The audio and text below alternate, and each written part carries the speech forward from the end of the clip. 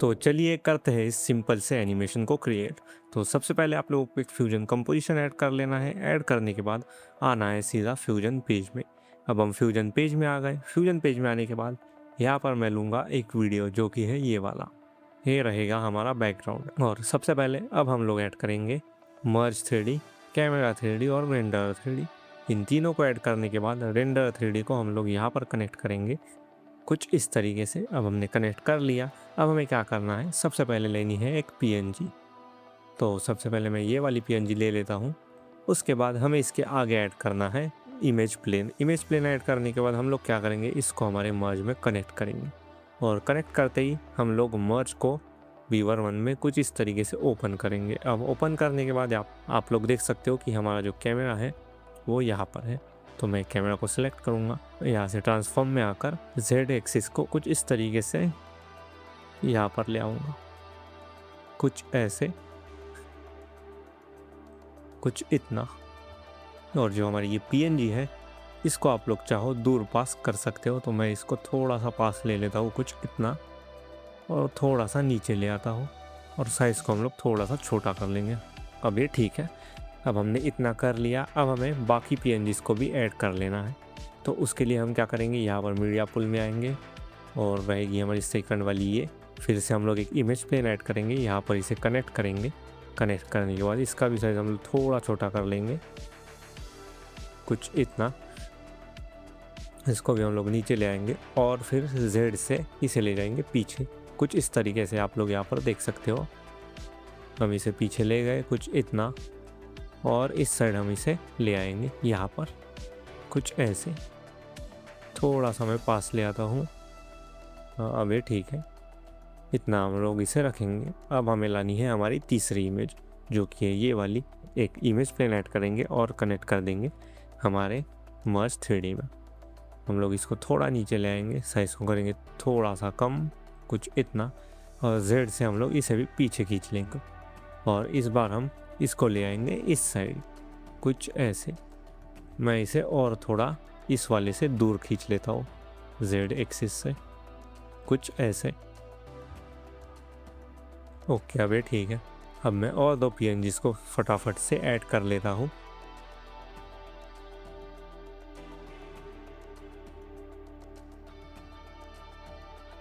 अब इतना हमने कर लिया है। अब बारी है कैमरा को एनिमेट करने की। तो उसके लिए हम लोग कैमरा नोड को सिलेक्ट करेंगे, स्टार्टिंग में आएंगे। यहाँ पर मैं 10 फ्रेम पर आऊँगा। फिर हम लोग ऐड करेंगे की फ्रेम्स।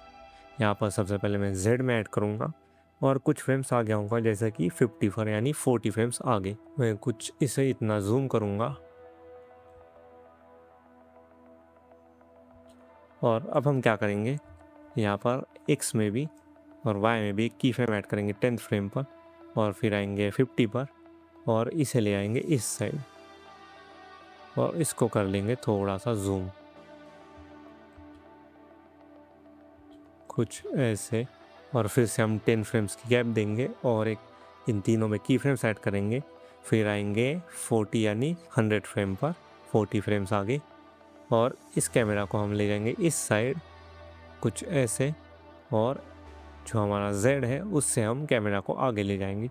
तो हमारा कैमरा जो है, एक मिनट, पहले यहाँ से यहाँ पर जाएगा, फिर यहाँ से कुछ ऐसे जाएगा, जो कि हमें चाहिए, कुछ ऐसा।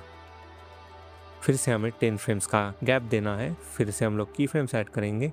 फिर आएंगे 150 पर यहाँ पर और इसे ले आएंगे राइट साइड में, कुछ इस तरीके से।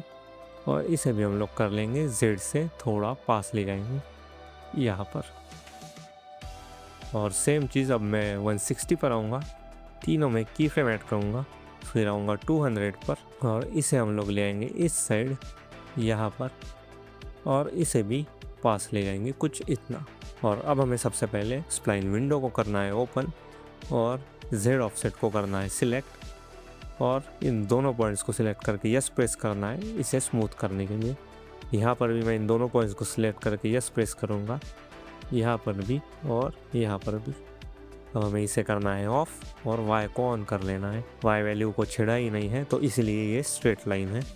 तो इसको ऑफ करेंगे। हम लोग आएंगे X पर और सबसे पहले इन दोनों पॉइंट्स को सिलेक्ट करेंगे, यस प्रेस करेंगे, फिर इन दोनों को करेंगे, फिर से यस प्रेस करेंगे, फिर इन दोनों को और लास्ट में इन दोनों को। तो अब हमारा कुछ ऐसा एनिमेशन आएगा। लेकिन अभी भी हमारा मेन काम बाकी है और वो है लाइटिंग का।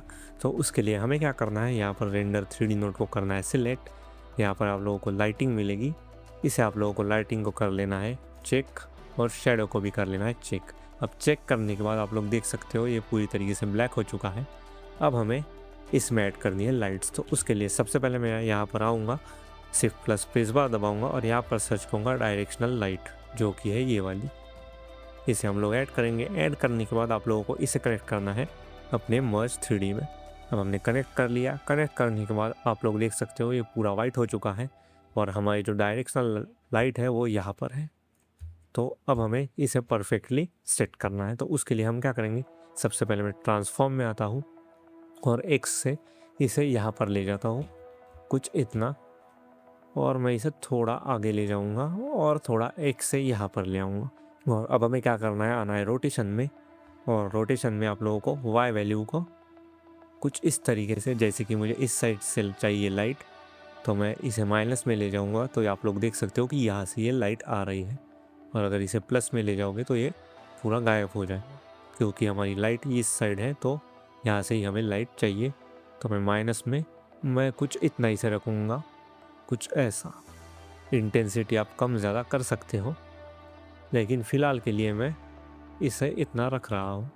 तो आप लोग देख सकते हो कि हमारे पूरे जो हमने PNGs ऐड की है उन सब पर ये लाइट आ चुकी है। और इस वाले मोमेंट पर मुझे थोड़ी ज़्यादा लग रही है इंटेंसिटी, तो मैं थोड़ी सी इसे कम कर लेता हूँ। और मैं आऊँगा स्टार्टिंग में, और अब हमें इसमें ऐड करनी है और एक लाइट जिसका नाम है स्पॉटलाइट, जो कि है ये वाली। अब हम लोग इसे ऐड कर लेंगे और इसे भी हम लोग मर्ज 3D में कनेक्ट करेंगे। अब कनेक्ट करने के बाद हमें क्या करना है, स्पॉटलाइट को करना है सिलेक्ट, यहाँ पर आना है ट्रांसफॉर्म में और इसको ले जाना है ऊपर कुछ ऐसे। अब हम लोग ऊपर ले गए इसे कुछ इतना। अब ऊपर ले जाने के बाद हमें एक्स से, यानी रोटेशन में आकर एक्स वैल्यू से इसे कुछ इस तरीके से इसका मुंह नीचे करना है। अब नीचे हमने कर लिया। अब फिर से आपको कंट्रोल्स में आना है और यहाँ पे कोन एंगल को आप लोग इंक्रीज़ कर सकते हो, और नीचे आपको पेनुम्बर एंगल मिलेगा, इसको आप लोगों को इंक्रीज़ कर लेना है कुछ ऐसा। और अगर आप चाहो तो आपके पास यहाँ पर डिफरेंट मोड्स हैं, लेकिन मैं इसे जो डिफ़ॉल्ट रहता है वही यूज़ करूँगा।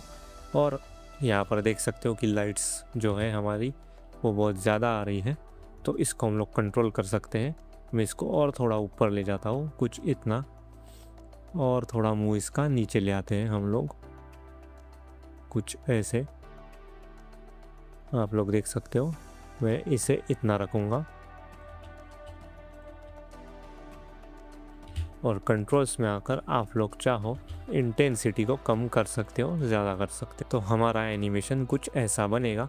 अब थोड़ा सा हम बैकग्राउंड को कर लेते हैं ब्लर, इसमें ऐड करते हैं गॉसियन ब्लर मोड, और स्ट्रेंथ को थोड़ा सा ही कुछ इतना 0.189 कुछ इतना हम लोग रखते हैं, या फिर आप डिफ़ॉल्ट भी रख सकते हो, लेकिन बहुत ज़्यादा ब्लर लगेगा। तो मैं इसे इतना रख रहा हूँ फ़िलहाल के लिए। और अगर आपको इन PNGs में मूवमेंट ऐड करनी है तो हम लोग क्या करेंगे, PNG के बाद कैमरा शेक नोड ऐड करेंगे और इसकी स्ट्रेंथ को पूरा कम कर देंगे और स्पीड को भी हम लोग कम कर लेंगे। स्ट्रेंथ को मैं थोड़ा इंक्रीज़ करूँगा। अब सेम इस नोड को आप कंट्रोल से कॉपी करके हर PNG के बाद ऐड कर सकते हो, और थोड़ा वाई डेविएशन और एक्स डेविएशन के साथ खेलकर इनकी मूवमेंट को चेंज कर सकते हो, यानी सेम मूवमेंट नहीं रहेगी। और ये वीडियो काफ़ी सिंपल था और बहुत ही बेसिक था, तो समझ तो आप लोगों को आया ही होगा। और अगर आपको एक प्रीमियम फ्रेम क्रिएट करनी है तो मेरी इस वाली वीडियो को ज़रूर देखना, इसमें मैंने एक बहुत ही मस्त फ्रेम बनाई है। चलिए मैं मिलता हूँ आप लोगों को उस वाली वीडियो में।